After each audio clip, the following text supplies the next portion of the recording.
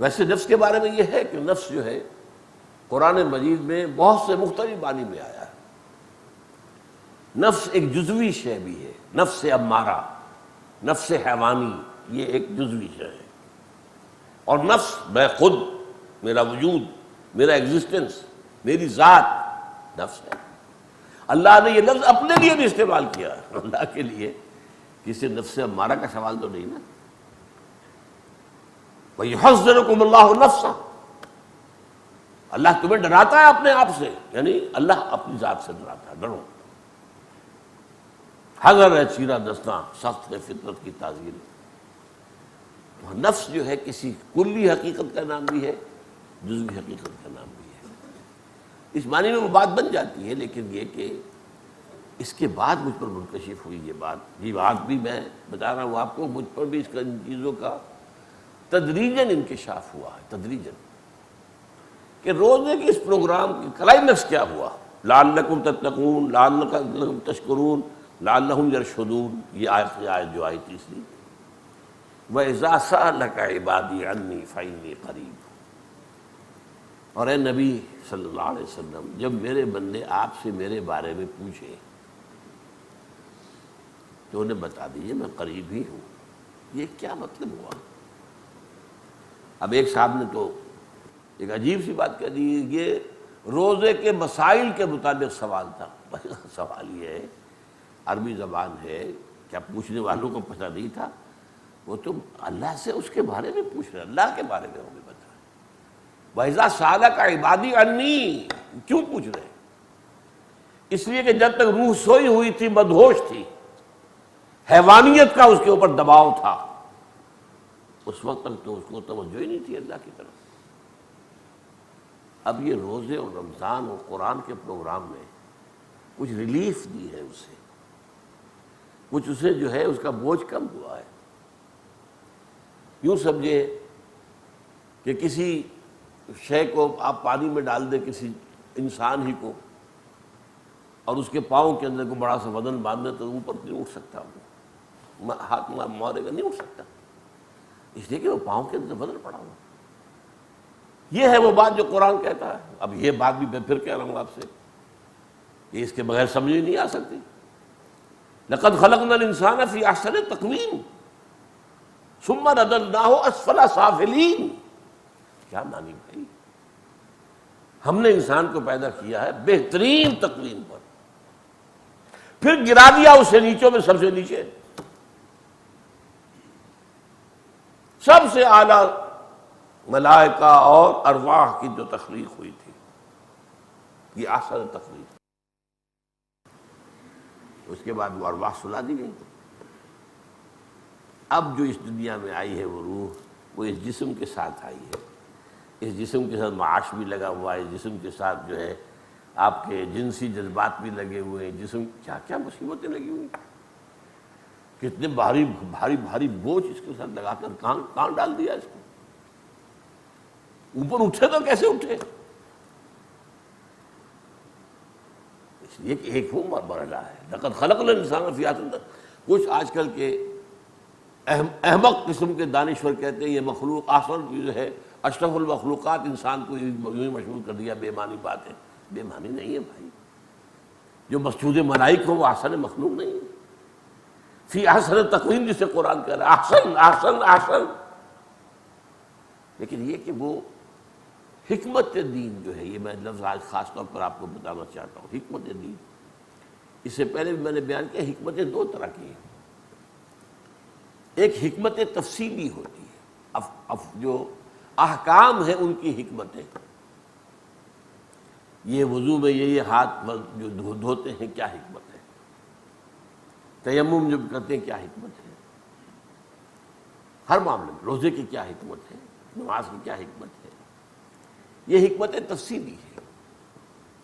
اس پر کوئی شک نہیں کہ اس موضوع پر ہماری پوری تاریخ جو ہے مسلمانوں کی پوری تاریخ 1400 برس، اس میں جو کتاب آج سے 300 برس قبل لکھی گئی تھی وہ انڈیا میں، اس کے مقابلے کی کوئی کتاب پوری دنیا میں نہیں لکھی گئی۔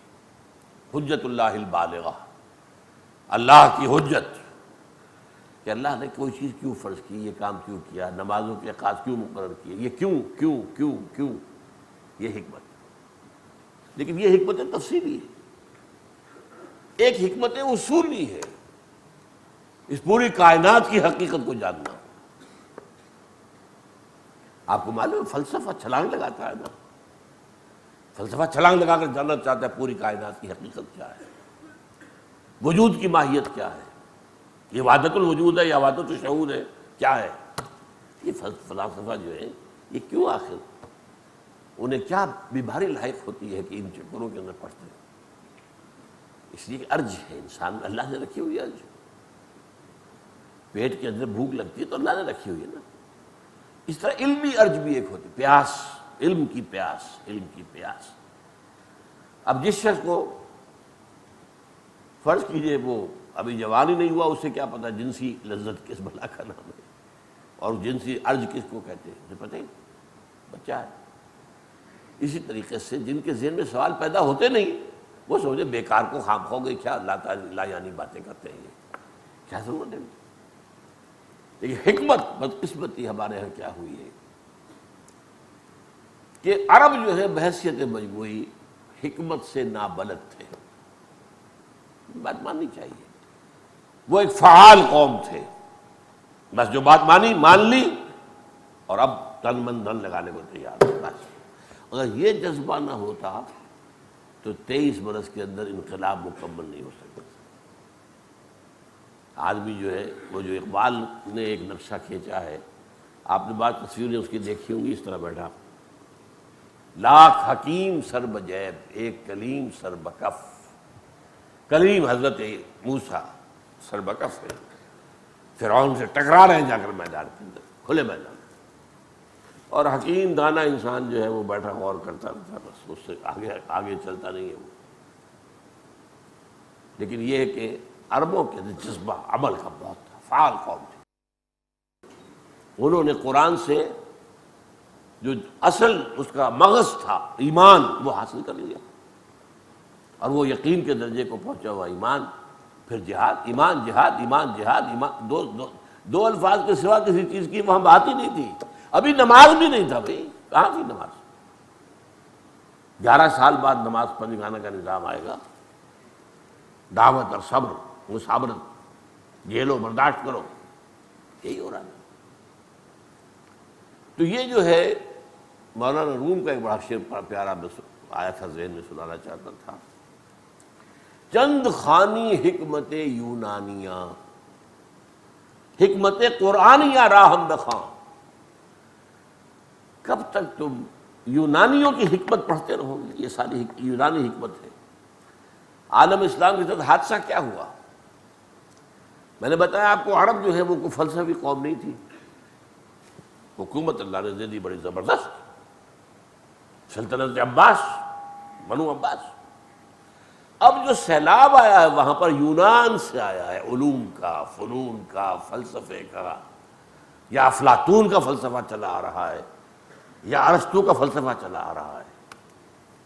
یہ ہماری اس کے بعد مسلمانوں کی پوری تاریخ جو ہے وہ اس یونانی فلسفے کے تحت، ہمارے تقریباً سارے فلسفی اسی رنگ میں لگے ہیں۔ بہرحال یہ حکمت قرآنیہ جو ہے، میں نے جیسا کہ عرض کیا کہ اللہ تعالیٰ جب کوئی شخص مرا نہیں ہے، زندہ تو ہے، روح اس کی اپنے قبضے میں لے لیتا، اور اب چونکہ مرنا نہیں ہے واپس کر دیتا۔ جان تو ہے، جان تو نہیں دی اس نے ابھی۔ یہاں نفس کا ترجمہ جان کرنا غلط ہو جائے گا، مرا نہیں ہے، زندہ ہے، زندہ ہے تو زندگی تو ہے، مرا تو نہیں ہے وہ۔ اللہ یتوفی الانفس حین موتها والتی لم تمت فی منامها، جس کا ابھی موت کا معاملہ نہیں آیا تو نیند میں اب یہاں پہ پھر مجھے ایک اور انکشاف ذہنی، یہ چیزیں وہ ہیں جو پڑھی ہیں، بار بار پڑھی ہیں، پڑھائی ہیں، سنائی ہیں، لیکن بسا اوقات ایسا ہوتا ہے کہ اچانک محسوس ہوتا ہے کہ اس کا تعلق تو اس سے بھی ہے۔ یہ حدیث سمجھ میں نہیں آتی تھی بالکل، جب حضور روکتے تھے 100 وصال سے، سو میں مثال کسے کہتے ہیں؟